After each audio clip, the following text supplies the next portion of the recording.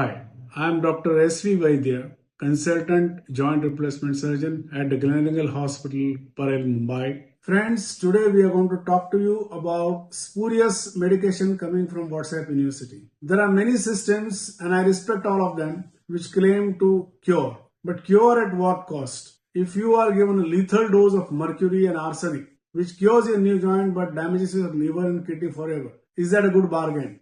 No way. Friends, this is to share the information.